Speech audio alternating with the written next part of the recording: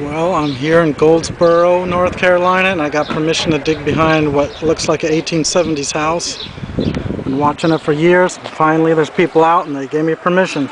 I'm here with the dater today. Glad to be down here. It's going to be fun. Yeah, he drove all the way from Ohio just to dig for a couple days down here. Well, it took a half an hour of probing, but we finally got into a privy.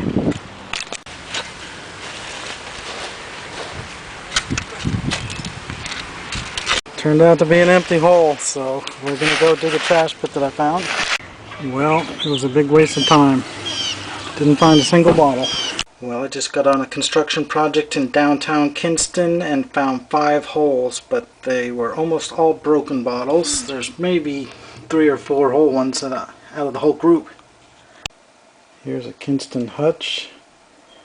This is probably the 5th or 6th one I've found over the years of digging there, and of course it's broken just like all the others were.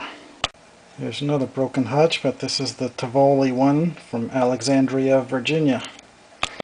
There's another broken hutch from Kinston. Then I got this piece of a really early looking case gin. 1870s probably.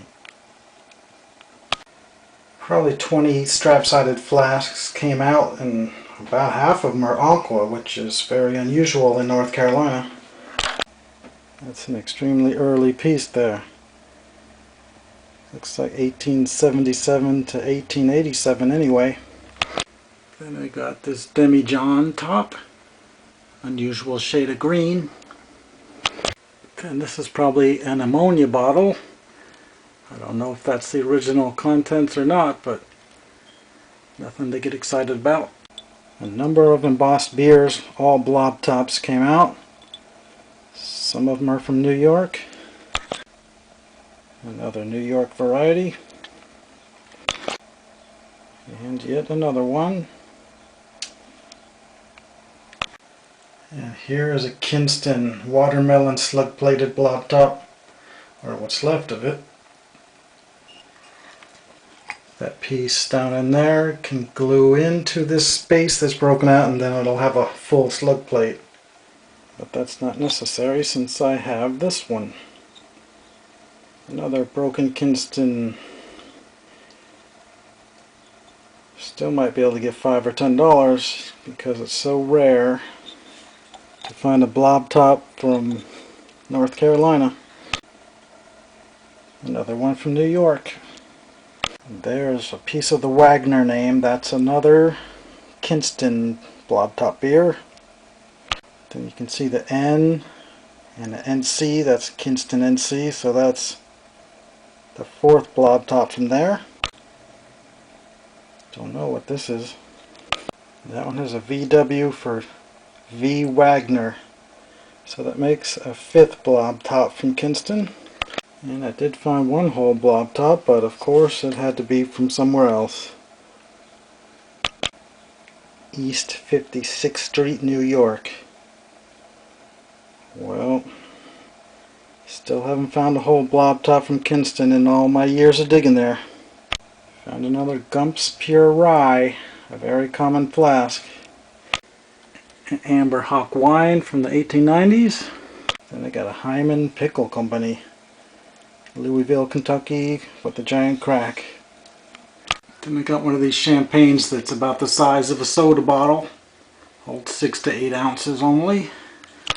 Okay, so I did find one crown top, but it's a very early one with a lady's leg. Doesn't have any embossing though. Then a Chamberlain's cough remedy. Very common patent medicine, but it's a nice $5 or $6 bottle. Then a 1-minute cough cure. Don't find those too often. Probably could get $14 for that.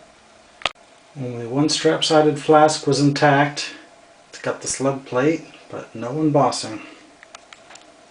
A Williams and Company. Pretty common in this area. Then an unembossed aqua drugstore bottle. And yet another one. Another piece of a tombstone slug plate from the hutch is also Kinston.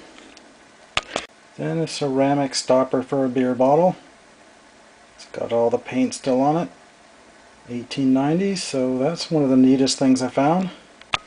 Then we got a plain utilitarian, I don't know what was in that exactly, shoe polish. Could have been anything. Then a generic sauce bottle, not even embossed with Lee and Perrins. Well, that's about it. Nice age, nice quality stuff. It's just all broken. It would have been worth over $1,000 if these bottles were intact. If all these embossed Kinston bottles were intact, it would be worth well over $1,000 for this stuff. Here's another broken hutch with the Jewish star on it and a very tall mug base. Philadelphia. Here's a J.E. Mahoney, which is a very common flask to be found in eastern North Carolina. There's an unembossed one. It's kind of an unusual shape. And last but certainly not least is this smaller size of the Simmons liver regulator. I would say this was the best find of the trip. It's probably just a $15 bottle, but it's kind of a neat one, and it's probably only the second one I found out of 100,000 bottles I've dug.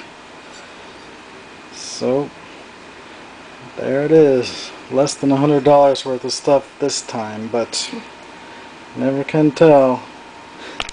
This dig trip didn't turn out very well, but it wasn't a complete waste. It's fun to dig up a bunch of embossed local stuff even if it is broken.